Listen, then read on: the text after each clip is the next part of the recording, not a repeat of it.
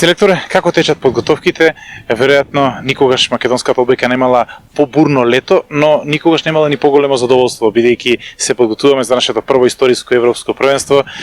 Како сте задоволни од текот? Pa gledajte, prvo imamo veliku privilegiju da su nas radnici ovog Bistre hotela u Mavru stvarno primili izvanredno. Imamo privilegiju da radimo na 17 do 19 stepeni, a znamo da je u Skoplju 35-40. Tako da za sad stvarno imamo sjajne uslove. Hvala predsjedništvu Odbojkaškog saveza Makedonije da nam je to omogućilo na čelu sa Petrom Jovanovskim, predsjednikom. A igrači stvarno rade izvanredno, baš izvanredno. Ne mogu da im nađem ni jednu primedbu koju bi mogao sada da kažem, pa ako se po jutru dan poznaje, mislim da ćemo se stvarno odlično spremiti za ovo evropsko prvenstvo. Имаме искусни одбојкари, меѓутоа ова е наш прв настап. Стравувате ли дека таа емоција, таа позитивна трема може нешто да однесе, да ни одземе од реалните можности?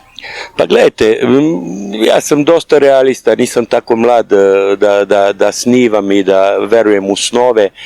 Mislim da imamo ekipu prilično iskusnu, sa kapitenom Georgijevim, sa Filipom Despotovskim koji je već stekao dosta iskustva i u inostranstvu, sa jednim Ljaftovim, sa Georgijevim, i ima tu igrača koji su iskusni, igraju u jakim ligama u inostranstvu, tako da mislim da to neće biti hendikep što je prvi puta učestvujemo. Sigurno je to velika čast i zadovoljstvo i za mene lično, a naročito za makedonsku odbojku. Tako da očekujem da ćemo mi, kakva god nam se šansa ukaže, da li je to da uzmemo jedan set, pošto ima 2 do 3 reprezentacije koji su stvarno i po rejtingu i po svemu iznad nas po kvalitetu, ali ako možemo da uzmemo jedan set, zašto ne 2, ako uzmemo 2, zašto ne 3, ako dobijemo jedan meč, kad bi baš moglo prvi taj protiv Finske, zašto onda ne i drugi protiv Turske, a to automatski znači neku kvalifikaciju za drugu fazu koji bi bio i veliko iznenađenje i veliki uspeh za makedonsku odbojku. Има многу одбојкарски надпреварувања и во текот на летото, веројатно имавте можност да ги следите, да ги скенирате сите противници. Има ли нешто што ве изненадува кај нив пред стартот на европското првенство? Од кој ли треба да стравуваме, кој треба да го цениме, да не го преценуваме? Pa gledajte, Rusi koji su u našoj grupi su osvojili ovu svetsku ligu, znači osvojili su u sred Čikaga, su dobili 3-1 Ameriku, što znači da su oni iznad grupe mnogo. Slovenci su aktuelni vice šampioni Evrope koji su isto u našoj grupi, igra su u Sloveniji, tako da su to ekipe, mislim, iznad svih ostalih ekipa. Mi šansu tražimo naravno u Bjelorusiji, Turskoj i Finskoj, treba dobiti 2 od te 3 utakmice da bi prošli u drugu fazu. Ja sam se iznenadio kvalitetom igre Turske i Bjelorusije. Oni su stvarno, Turci su osvojili Evropsku ligu, zlatnu Evropsku ligu, a obe ekipe su učestvovale na kvalifikacijama za svetsku ligu za sledeću godinu, što je jedna stepenica mnogo iznad. Tako da sam jako iznenađen naročito kvalitetom i stabilnošću igre Turske.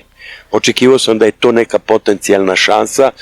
Ona i ostaje, ne treba da budemo ni pesimisti, ni fatalisti, ali treba da budemo objektivni i realni, tako da mi je to prilično iznenađenje. Finci su igrali stalno sa nekim kombinovanim timovima, tako da je jako teško znati i ne znam koga će novi selektor da pozove sve, da li će sve te iskusne igrače da dođe. Ja znam da oni imaju 9., 10. i 11. kvalifikacije za olimpijadu, oni su u toj klasi Finci, znači oni su stepenicu iznad. Ne znam kako, verovatno će tu svi se odazvati, jer olimpijada je opet jedan veći izazov nego evropski. Da li će oni, ako naprave dobar rezultat ili ako naprave katastrofalan, da li će doći, da li će ih sve pozvati, da li će se odlučiti za više mlađi, što bi ja naravno mnogo voleo, pošto igramo prvi meč, taj će nam mnogo toga pokazati, taj prvi meč. Tu nam je šansa, ako taj meč dobijemo, onda postajem veliki optimista za neku kvalifikaciju, taj drugi krug. Верувате ли дека можеме да играме како на домашен терен? На сите мечеви освен со Словенија се предвидува големо присуство на наши навивачи, луѓе кои што таму живеат и работат и луѓе кои што од овде ќе тргнат кон Љубљана. Pa znate šta, ja znam da ima dosta iz Bosne i Hercegovine i Srbije, dosta ljudi koji tamo rade i koji su tamo i prihvatili državljanstvo i njihova deca i generacijama. Ne znam koliko je to slučaj sa Makedonijom, ali ako jeste, to će sigurno biti velika prednost za nas i ne vidim zašto bi Slovenci, kao kad bi oni igrali ovde, zašto mi ne bi navijali za njih kad igraju protiv, ne znam, Finske ili neke zemlje koje, ipak smo mi zajedno živjeli tolike godine u jednoj zajednici koja se zvala Jugoslavija. Tako da mislim da možemo da imamo neku prednost i znam da je predsjednik Ivanovski i sekretar Karanović u jako dobrim odnosima sa njihovim rukovodstvom, tako da nećemo biti defavorizovani. Ne znam da li ćemo biti favorizovani, ali sigurno nećemo imati neki hendikep što igramo tamo. Благодарам се, надевам добро ќе се подготвите и се гледаме во Љубљана. Hvala vam mnogo, dođite nam kad god možete, hvala vam mnogo.